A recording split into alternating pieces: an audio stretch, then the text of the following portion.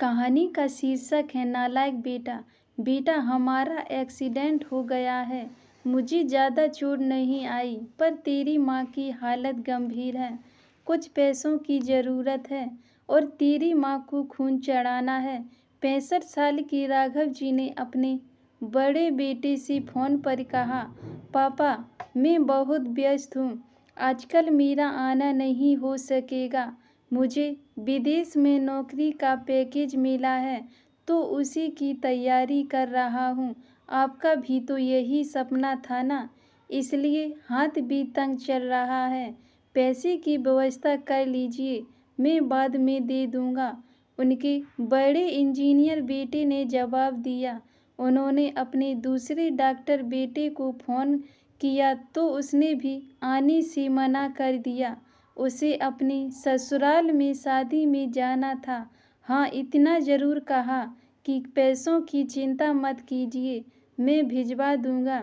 यह अलग बात है कि उसने कभी पैसे नहीं भिजवाए। उन्होंने बहुत मायूसी से फ़ोन रख दिया। अब उस नालायक को फ़ोन करके क्या फ़ायदा? जब ये दो लायक बेटे कुछ नहीं कर रहे, तो वो नालायक क्या कर लेगा? उन्होंने सोचा और बोझिल कदमों से अस्पताल में पत्नी के पास पहुँचे और कुर्सी पर ढेर हो गए। पुरानी बातें याद आने लगीं। राघव राव जी स्कूल में शिक्षक थे। उनके 3 बेटे और 1 बेटी थी। बड़ा इंजीनियर और मंझला डॉक्टर था। दोनों की शादी बड़े घराने में हुई थी। दोनों अपनी पत्नियों के साथ अलग अलग शहरों में रहते थे। बेटी की शादी भी उन्होंने खूब धूमधाम से की थी। सबसे छोटा बेटा पढ़ाई में ध्यान नहीं लगा पाया था। 11वीं के बाद उसने पढ़ाई छोड़ दी और घर में ही रहने लगा। कहता था, मुझे नौकरी नहीं करनी, अपने माता पिता की सेवा करनी है। पर मास्टर साहब उससे बहुत नाराज रहते थे। उन्होंने उसका नाम नालायक रख दिया था। दोनों बड़े भाई पिता के आज्ञाकारी थे, पर वह गलत बात पर उससे भी बहस कर बैठता था। इसलिए राघव जी उसे पसंद नहीं करते थे। जब राघव जी रिटायर हुए तो जमा पूंजी कुछ भी नहीं थी। सारी बचत दोनों बच्चों की उच्च शिक्षा और बेटी की शादी में खर्च हो गई थी। शहर में एक घर, थोड़ी ज़मीन और गांव में थोड़ी सी ज़मीन थी। घर का खर्च उनकी पेंशन से चल रहा था। राघव जी को जब लगा कि छोटा सुधरने वाला नहीं है, तो उन्होंने बंटवारा कर दिया और उसके हिस्से की ज़मीन उसे देकर उसे गांव में ही रहने भेज दिया। हालांकि वह जाना नहीं चाहता था, पर पिता की जिद के आगे झुक गया और गांव में ही झोपड़ी बनाकर रहने लगा। राघव जी सबसे अपने दोनों होनहार और लायक बेटों की बड़ाई किया करते। उनका सीना गर्व से चौड़ा हो जाता था, पर उस नालायक का नाम भी नहीं लेते थे। 2 दिन पहले दोनों पति पत्नी का एक्सीडेंट हो गया था। वह अपनी पत्नी के साथ सरकारी अस्पताल में भर्ती थे। डॉक्टर ने उनकी पत्नी को ऑपरेशन करने को कहा था। पापा पापा सुनकर निंद्रा टूटी तो देखा सामने वही नालायक खड़ा था। उन्होंने गुस्से से मुंह फेर लिया, पर उसने पापा के पैर छुए और रोते हुए बोला, पापा आपने इस नालायक को क्यों नहीं बताया?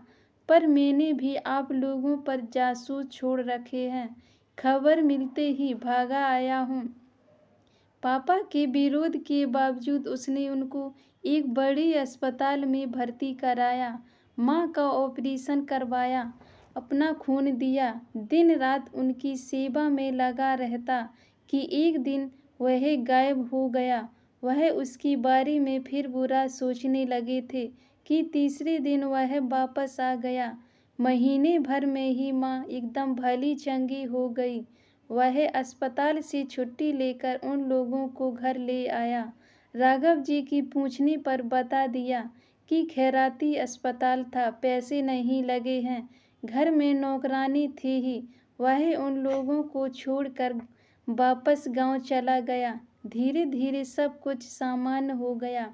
एक दिन यूं ही उनके मन में आया कि उस नालायक की खबर ली जाए। दोनों जब गांव के खेत पर पहुंचे तो झोपड़ी में ताला देख चौंके। उनके खेत में काम कर रहे आदमी से पूछा तो उसने कहा, यह खेत अब मेरे हैं क्या? पर यह खेत तो उन्हें बहुत आश्चर्य हुआ। हाँ, उसकी माँ की तबीयत खराब थी। उसके पास पैसे नहीं थे तो उसने अपने सारे खेत बेच दिए। वह रोजी रोटी की तलाश में दूसरे शहर चला गया। बस यह झोपड़ी उसके पास रह गई। यह रही उसकी चाबी। उस आदमी ने कहा। वह झोपड़ी में दाखिल हुए तो बरबस उस नालायक की याद आ गई। टेबल पर पड़ा लिफाफा खोल कर देखा तो उसमें रखा अस्पताल का 9 लाख का बिल उनको मुंह चिढ़ाने लगा। उन्होंने अपनी पत्नी से कहा, जानकी, तुम्हारा बेटा नालायक तो था ही, झूठा भी है। अचानक उनकी आंखों से आंसू गिरने लगे और वह जोर से चिल्लाए, तू कहाँ चला गया नालायक? अपने पापा को छोड़कर एक बार वापस आ जा, फिर मैं तुझे कहीं नहीं जाने दूंगा। उनकी पत्नी के आंसू भी बहे जा रहे थे और राघव जी को इंतजार था अपने नालायक बेटे को अपने गले से लगाने का। सचमुच बहुत नालायक था वो। भगवान ऐसा नालायक बेटा सबको दे। धन्यवाद दोस्तों, ये हमारी छोटी सी कहानी आपको कैसी लगी? अगर अच्छी लगी हो तो वीडियो को लाइक, कमेंट, शेयर ज़रूर करें और चैनल को सब्सक्राइब करें।